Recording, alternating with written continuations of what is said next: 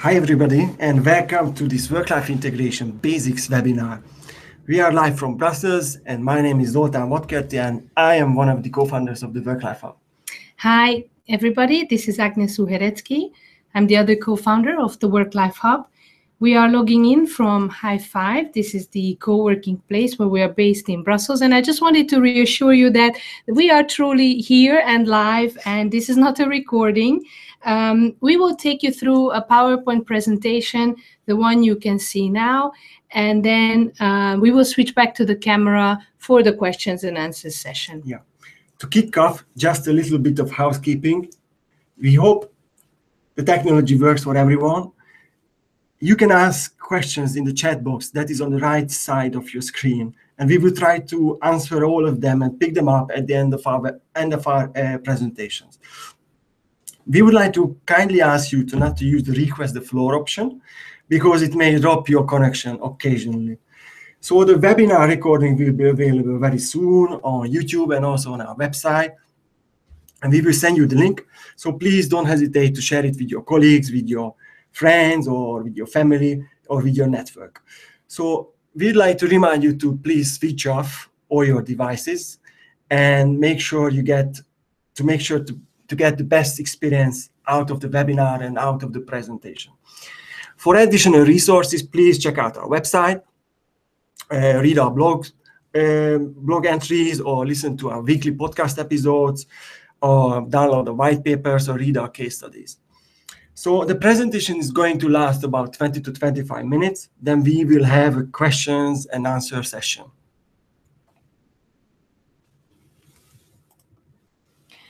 So as you may have seen, we have directly launched the 3-part webinar series because all the information that we wanted to share with you just didn't fit into one webinar. So as you can see, this is the schedule of the 3 webinars that we have foreseen for you. This will happen every week, every month. Those are the dates. And the 3 webinars are made up of basically building blocks. So it's not going to be this same webinar 3 times over, but we designed a series that there's one building on top of the other. And these are the dates and these are the topics. So what will happen today? In today's webinar, we will cover shortly our story and how we get to the point when we decided to share with you our knowledge on work-life integration management. Agnes is going to speak about the ideal worker model and work-life integration. Then I have 2 slides on the business case. At the end of the webinar, we will be sharing with you some exciting news about the course that we are launching on work-life integration soon. And then we have the questions and answer session. So please stick around, collect your questions, type it in the chat box, and we try to have a nice conversation by the end or at the end of the presentation. So as I said, it's going to take us about 20 to 25 minutes. So we will have plenty of time for questions at the end. So we would like to thank you, all of you who have filled in our pre-webinar survey. It was super helpful for us to prepare the session and the presentation. So hopefully we will be tackling your questions as well. If not, please don't hesitate to ask them at the end of the presentation. So maybe just a couple of words about who we are and why we're organizing this webinar. So with over 65 podcast episodes and hundreds of interviews with organizations, and also working with as well with companies and reviewing the relevant literature, we believe that we have a pretty good understanding of about what it takes for companies to run successful work-life initiatives. And we have really recognized some of the barriers, which include a lack of leadership buy-in, fragmented responsibilities between the functions, misconceptions about the whole work-life issue, and about the amount of work and investment that this can take. So we started working on these issues in 2012 from more of a policy point of view. And I wanted to zoom in on how work is experienced by people every day and what needs to be improved. On the practical level, work-life balance remains still very much unorganized and ad hoc and is left to the ambition or goodwill of whoever is involved. So there's still a lot of confusion and information overwhelm.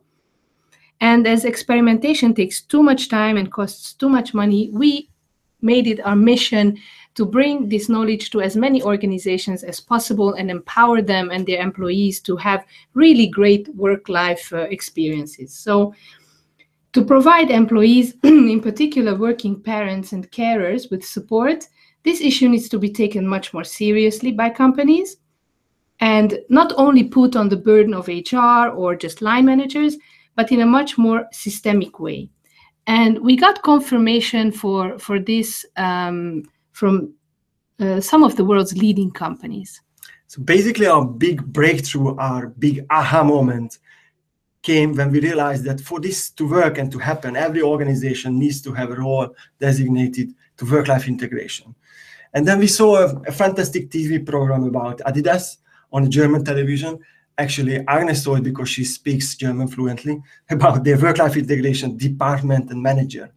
So this was a great confirmation for us that some of the most advanced companies have measured and came to the same conclusions, that is to put together responsibilities from different functions and integrate them into one single department.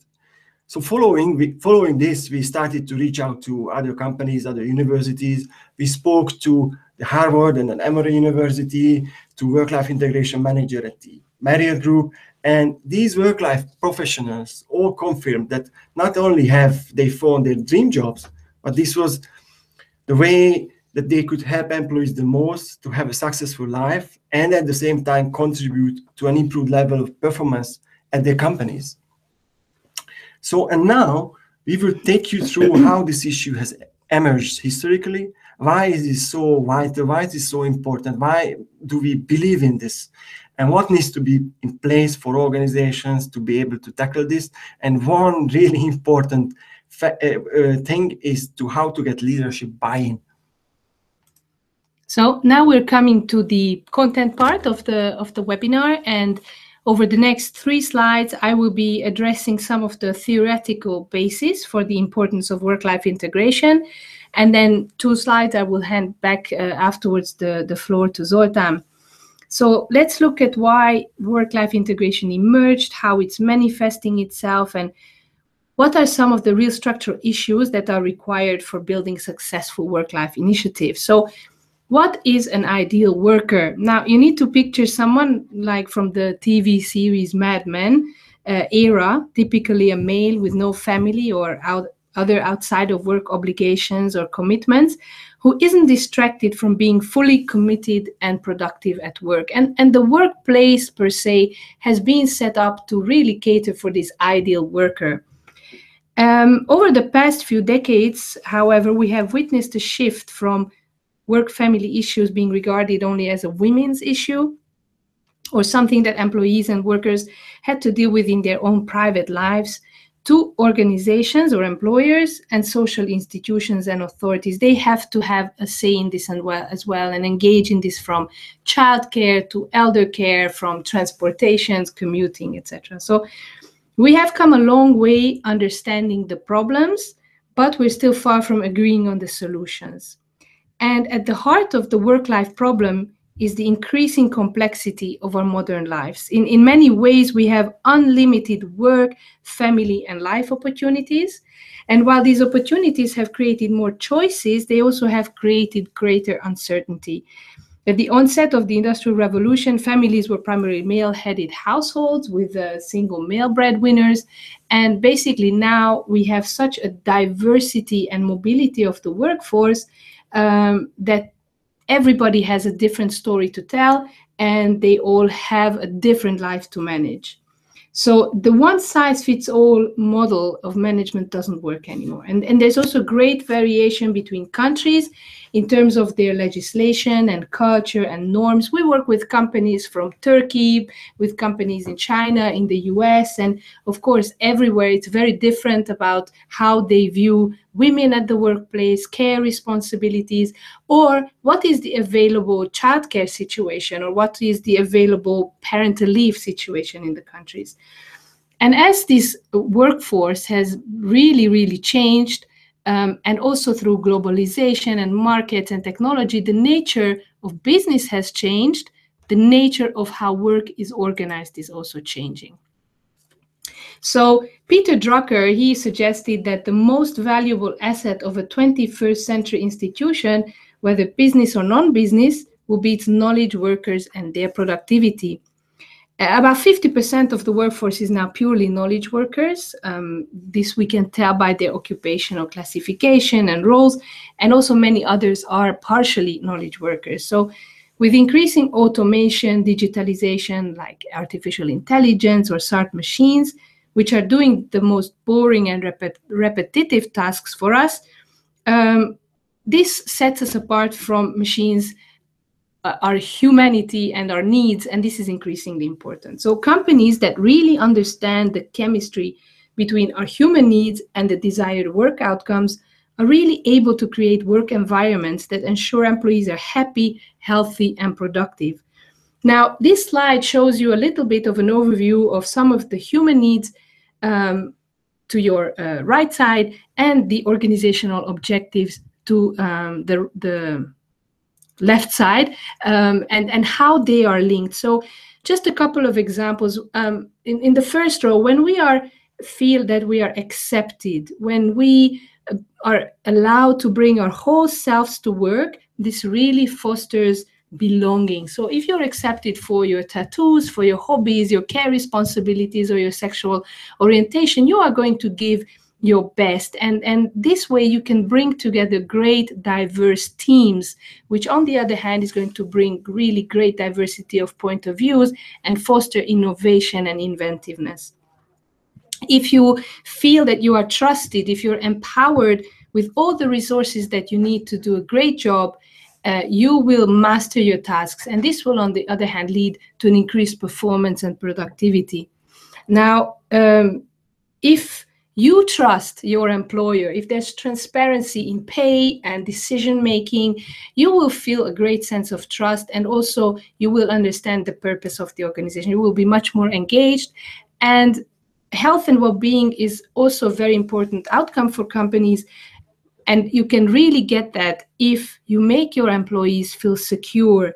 You don't start criticizing, you don't make sarcastic comments, you don't stigmatize if someone has a care responsibility, if someone has to leave early or come later, or is going through, for example, some mental health issues.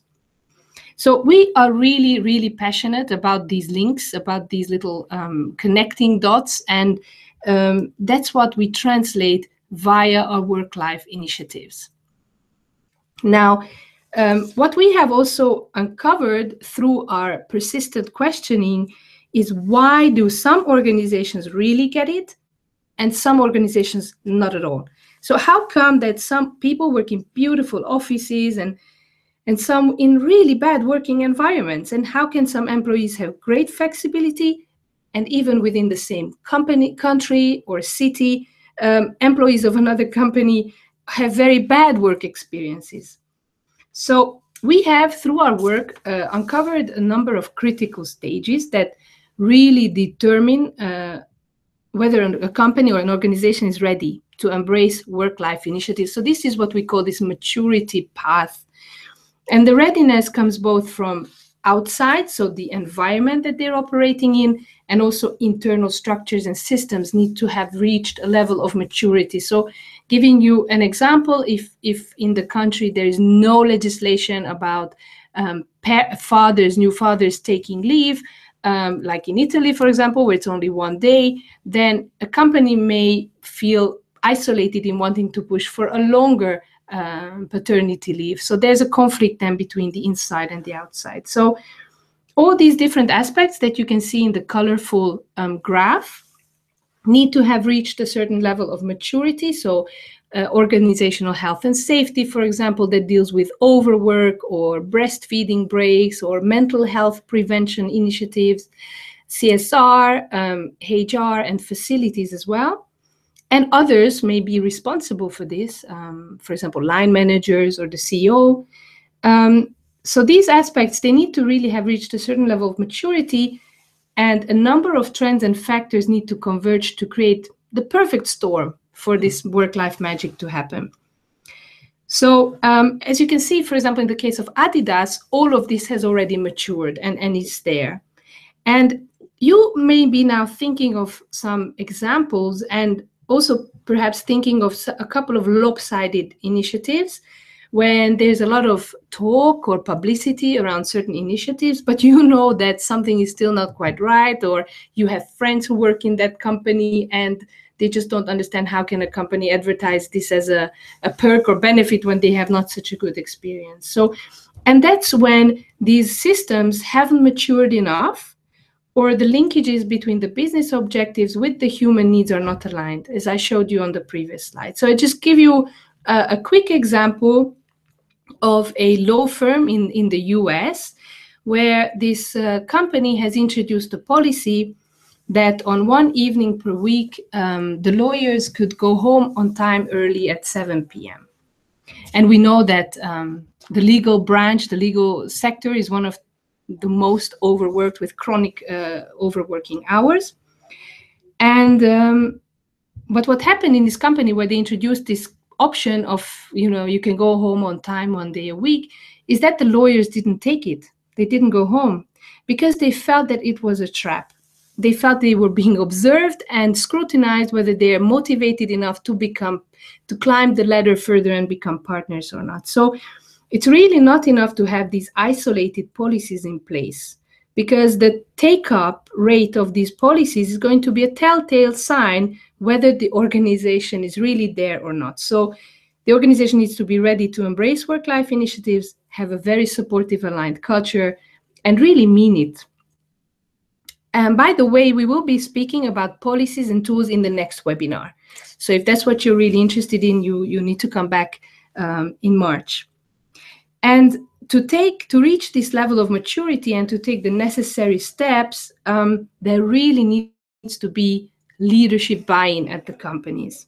So how do we convince leadership, executives, and manage your internal work-life advocacy campaign? And Zoltán will explain to you this in the next 2 slides. Well, this is a great question. And firstly, you have to build a really strong business case. But before we turn to the methodology we use for calculating the business case of a specific work-life initiative, we wanted to have a slide, which you can see it right now, perspective of the calculation of business case. This is really exciting. So measuring the real effect of work-life programs basically did not happen until the late 90s. You may ask why.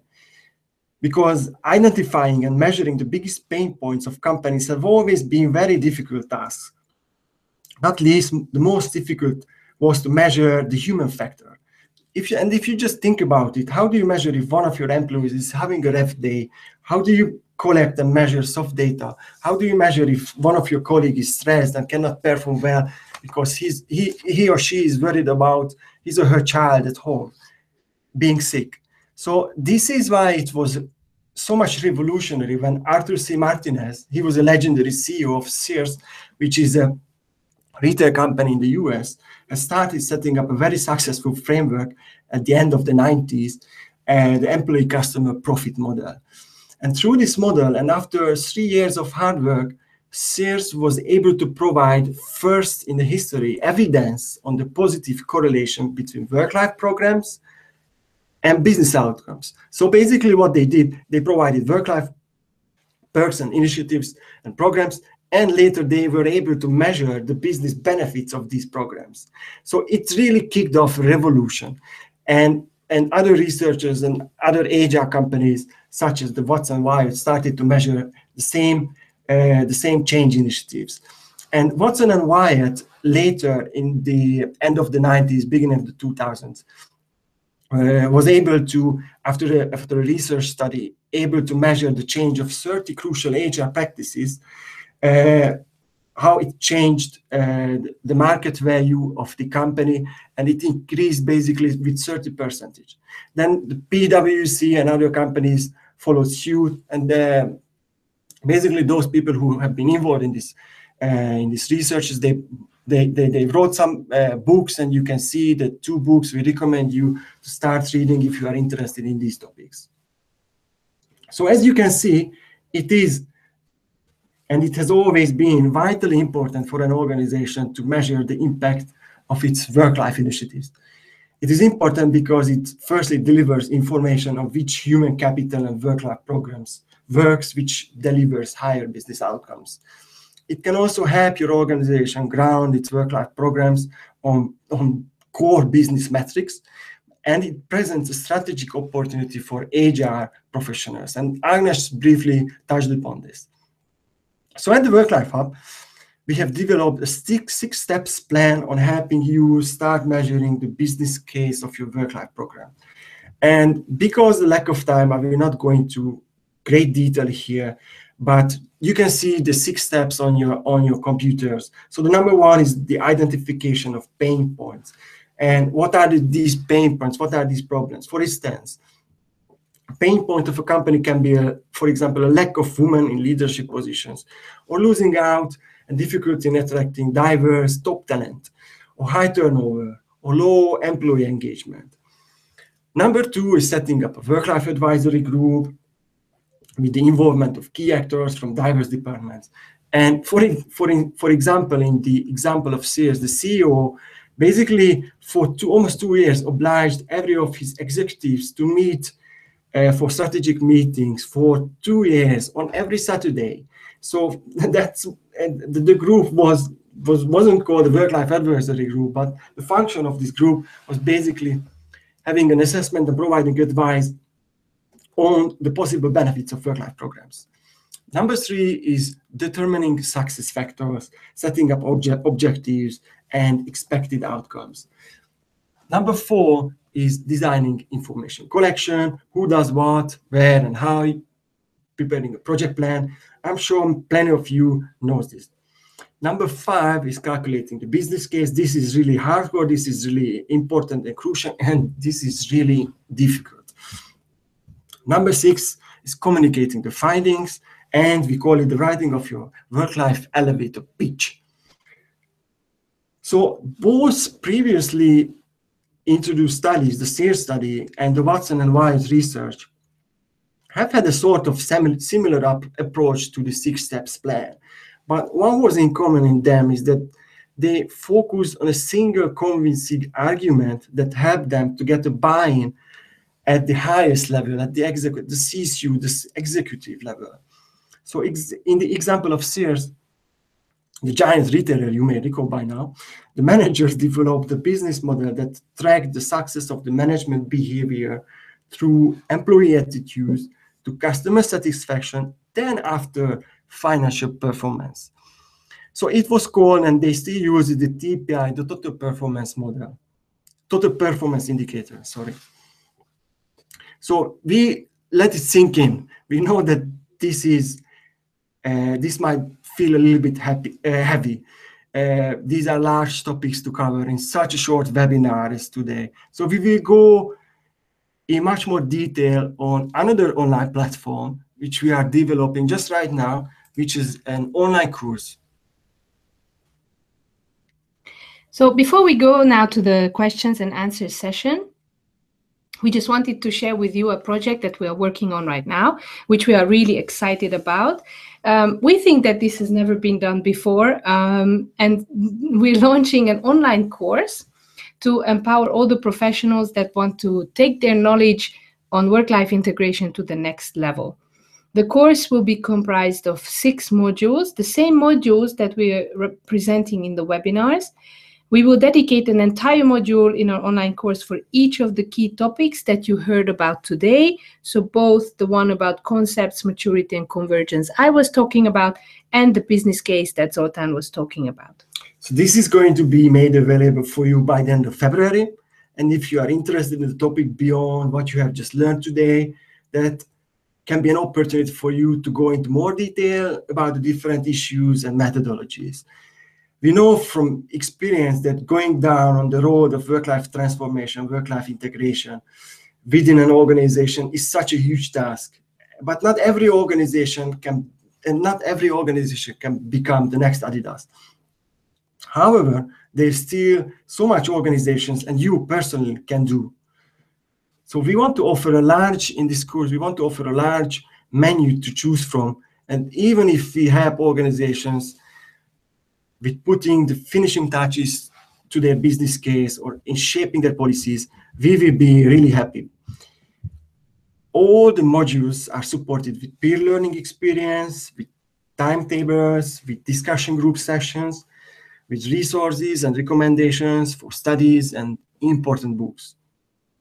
So in addition, if you are on LinkedIn, we are now building an online community, I'm sure you do, through a LinkedIn group with seasoned work-life integration professionals. The name of the group is Work-Life Integration Managers. So you can already check it out and join if you'd like to see what sort of conversations, what sort of work we are carrying out or through this LinkedIn group. So in some weeks, you will receive news from us on the 2 first modules when they will be online. So this was the presentation session. And now we try to show you who we are and go into the questions and answer session. So it's going to take us just 1 minute. And here we are online. We hope we have been online for the last 23 minutes, but you can now see us. So hopefully you have enjoyed the presentation session. And we're going to just pick up some questions and go through some of them. So Laszlo is asking, what is the major difficulty to introduce this into a sales company? Well, thank you very much, Laszlo, for this terrific question. And actually, this is a question that I regularly ask in the podcast series as well. I'm asking, what are the main barriers of companies to start work-life initiatives in their workplaces? And I think that it's a lack of understanding of what it involves, because when we speak about working parents having to struggle with childcare or employees having to struggle with elder care, then I guess companies immediately think that, oh goodness, then we have to invest into a childcare facility. But this is not the case. There's already a lot that companies can do which are relatively low cost and which involve really a lot of conversations about looking at schedules and rostering and flexible work to really empower and enable employees to deal with their own challenges in their own private lives. So not for the employer to have to find solutions for everything, but to find ways that the employee can be both present at work when they have to, but also be present in their outside of work activities. And so there's lots of stages, and what we usually recommend, and it kind of resonates also with the agile workplace transformation philosophy, is to find a unit, find maybe a small department where you have a willing manager, willing line manager, and interested employees, and let them experiment. Ask them to figure out, what are their challenges, conduct a focus group or a survey, and try first with a small unit. So large companies may sometimes think that, goodness, we have to drive a big organizational development or change initiative, but in fact, you can start with units and then do incremental changes and see what works, and then roll it out perhaps later across the organization. Yeah, and one of the other factors that we have just explained at the beginning of the webinar is that work-life program doesn't have a father or a mother, an owner, often at companies.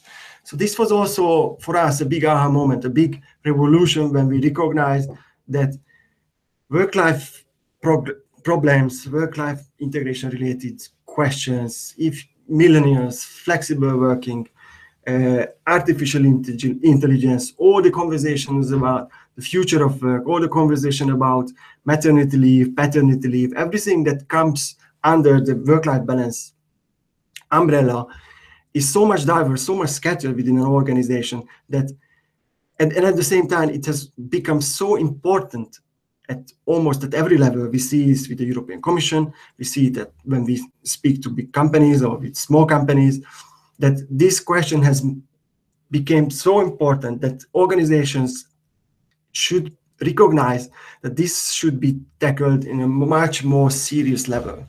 And this can start by designating a specific role within a company, within an organization, for work-life integration related topics.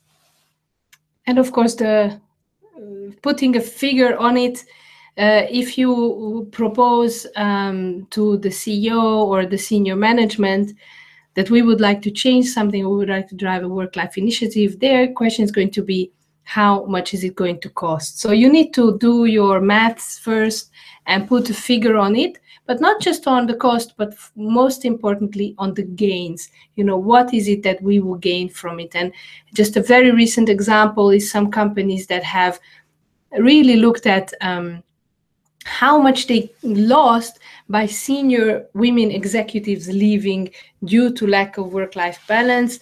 And they really calculated how much this created a loss for the company in terms of they took their knowledge with them, they took experience, but also their network, and how much it would have cost for a company to replace them. And so it's absolutely financially more advantageous to invest in flexible work, to invest in work-life initiatives, than to let all of your talent just drop out of the leaky pipes in the pipeline. Yeah, and everybody, we believe that everybody, even you, can start with something. I just read recently an example that someone at a big company, I don't want to say the name of the company, but got really enthusiastic about work-life policies. And she really believed that this is important. This has to be taken even more seriously. So she was doing self-advocacy for almost 2 years, going after her boss every time a high-level meeting ended. And what was really funny, and I saw that this is really innovative. It's not innovative, but it's really a nice way of approaching your advocacy within an organization. That she just picked 2 books she read about work-life balance, about work-life integration, and she just put it on the desk of her boss. So, and she not demanded, but kindly asked him to read those books by giving it to him for free, so he could then understand the question in a more deeper level. And I see that we have another question by Andrea. You mentioned the problem of the organization is the lack of women in the structure. Can you recommend me some study on that topic? Well, you know, that's the thing, that there are so many studies about the inverted pyramid, the gender pyramid, basically the fact that women are really, really thinning out on top, even in sectors where it's typically female dominated. So for example, education or healthcare, where 80-90% of the workforce is female. When you go to leadership positions or director level, senior level, board level, it's all men there basically. So there are lots of studies, and one that is quite accessible, and the recent one is by McKinsey, which they have done in 2016, early 2016, by the McKinsey Institute, which is about how if we would have as many women in the workforce as men, this would cause $1.8 trillion of gains to the economy globally. And they really highlight some of these aspects. So this is a multifaceted issue. It's about culture and norms. So you would have a lot of studies that tackle that aspect of norms and culture, about still this perceived role of women, of caring and caregiving. Then you have some studies which approach this more from the organizational point of view, and then studies that look at the of care or child care, so more from the national social services aspect. So, but thank you for the question, and I would definitely directly be probably first to the latest McKinsey study. Well, thank you very much for being here. Hope you have found our presentation and the topic interesting, and you become even more enthusiastic about work-life integration.